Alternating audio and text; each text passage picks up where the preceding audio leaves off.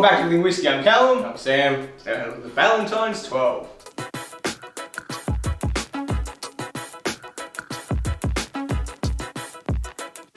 Alrighty, so today we're doing the Ballantines 12. Not particularly exciting, but you know, it's an insanely popular whiskey. Well, you know, it's just not for us. Like, it's just not like what we normally get excited about. But I wouldn't say no. I don't know.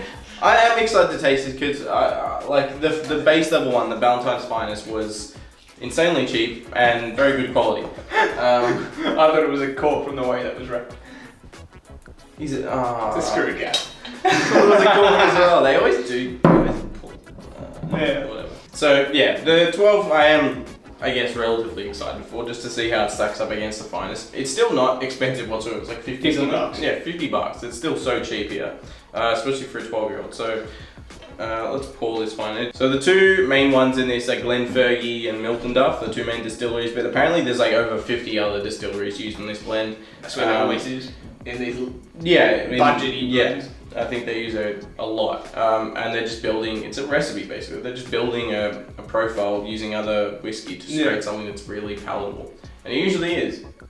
It's really buttery. It smells like salted butter honey. That's it. It smells caramel. There is some dark fruit there. I'm getting just caramel. I like this nose. I mean, like I know the malt's going to come through and I'm going to not like it as much, but on the nose initially it's pretty tame on the malt note. I'm getting like an ethanol heat though. Not an ethanol nose, the heat itself. Yeah. 40%. Standard. Didn't, like, I was going to just say it without checking because I was that confident, but I thought it was okay. It's Ballantines. It's a nice nose. It's really buttery, really creamy, smooth. Chocolatey, creamy, salted butter on toast. With some dark fruits as well. A little bit of fruit. Some apple. Yeah, it's quite nice. Juicy, kind of fruity apple.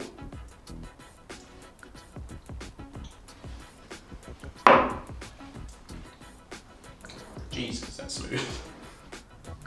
Was that whiskey? No burn at all. That does not taste 40%. That is warm butter and honey over like bran cereal. We should compare the Finest, because didn't the Finest have some ashiness to it? Dirty ash? This hasn't got any ash at all. It tastes a little bit stringent, like dry. But it like doubles down on that cream and butter. It's like an Irish in that manner. Yeah. This is also 40% the Finest. The exact same colour really. Assuming they're using some E150 in both.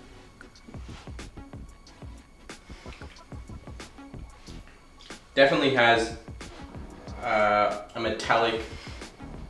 I mean, do you notice it? Yeah. It smells. Yeah, it's a lot brighter. Yeah. It smells younger. Like it's got that kind of bright, bit more stringent, metallic, burny kind of flavour, burny taste to it. The sensation, way less smooth, which is not like necessarily an indicator of bad quality. Like our favourite whiskies are like high proof, Islays and stuff, and those things are the opposite of smooth. But in this case, when it comes to like budget blends, normally what they're going for is smooth. So if you're going to see something that's better or worse for blends, because that's their goal to be smooth, normally the smoother it is, the better it is in that like confined kind of criteria. But I mean, you think they would either make this cheaper or this more expensive? This is only $10 more expensive. They did, that's $10. Yeah, but for $10 more, this is about 3 times as good. I reckon it's so much more smooth, creamy, some fruits. And it's just so much better than the baseline. I would have thought they would make this more expensive. Dude, it's so Irish. Exactly. Like the way that it's creamy and sweet. But I mean, that's what I'm saying. For an extra $10, you'd be stupid to go for this when you can see that next to it. Yeah, but I haven't, like, yes, but honestly, this is the first time I've seen this. that is true. Like, it's not like we don't often look for like these budget blended Scotch, Scotches, but Scots. Yeah, I don't know. I just haven't really seen the 12, to be honest. Like, I haven't seen it on shelves. We're not normally looking for the budget Scotches. They would have to be more blends, but like it'd be 50. I know. I'm pretty sure there's an 18. 18. I don't know. I can't remember, but. Just saying, I haven't seen the 12. I don't know if it's newish or something. Or maybe the Dans that we just haven't had it, or maybe we just didn't notice it. That happens all the time. But yes, I agree with you, Simon, in that this is now the kind of like, if you're going to go for quality and cost, kind of like middle ground, the 12 is much better. Like, it's better bang for your buck. This is cheaper and it's fine. It's even good for a lot of budgets. Yeah. But for the jump in price by $10, exactly. For us, it's definitely going to go with the 12. If that was $20 or $30 more, then it's a decision, more of a plus that's also going to like nice single malt prices as well, where you probably go for those. So it's probably priced right for what it is, but it seems a bit weird to me because maybe this should be cheaper. Yeah.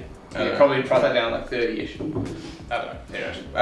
Either way, I like the 12 a lot. It's not too malt heavy. It's fruity, it's buttery, light malty. Not really getting any ash or anything. Yeah. But that honey malt butter is in this, but there's a lot more burn and light, bright kind of metallic notes. And it's not as thick. This is like ironed all those out. Yeah, maintain those flavors. Yeah, definitely. It's condensed them. It's turned them up in flavor, but it's also like, you know, when like things it's thicker. Like as in like the feeling of it in your mouth is like thicker. The flavors taste thicker. It's like it's a syrup. Yeah. It's super sweet and syrup-like for me. Whereas the 12, the base level is kind of just, I don't know, it's just there's nothing special about it really. It's just a bunch of Scotch. Yeah. Let us know your opinion on Ballantines, Finest and 12. Which one you like better?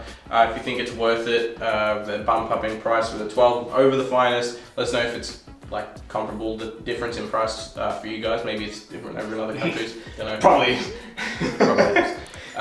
If you like this episode of Everything Whiskey, leave us a like. If you want to see future episodes from us, maybe consider hitting that subscribe button. If you do, we'll see you next one. Cheers.